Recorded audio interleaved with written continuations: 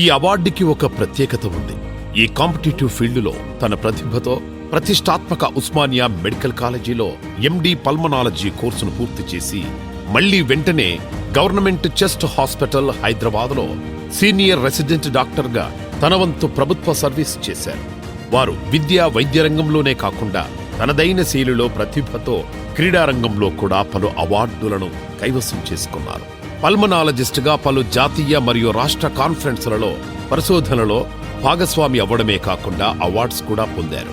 Covid కష్టకాలంలో తన ప్రాణాలను సైతం లెక్క చేయకుండా కీలకమైన గడిచిన 3 కోవిడ్ వేవులలో ముందుండి ప్రభుత్వ వైద్య రంగంలో సేవనందించడమే కాకుండా తోటి యువ వైద్యులు మరియు హాస్పిటల్ సిబ్బందిలో ధైర్యం నింపి ముందుండి సేవలను అందించేలా చేయడంలో సక్సెస్ అయ్యారు.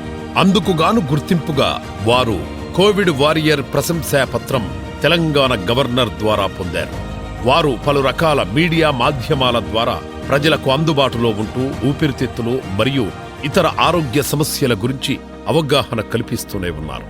వారు వైద్యుడిగానే కాకుండా వైద్యుల ప్రతినిధిగా అనగా state president senior resident doctors 2021, media official spokesperson JUDA junior doctors association 2019లో మరియు 2020లో కూడా తన బాధ్యత నిర్వహించడం వారి సామర్థ్యానికి నిలువెత్తు నిదర్శనం.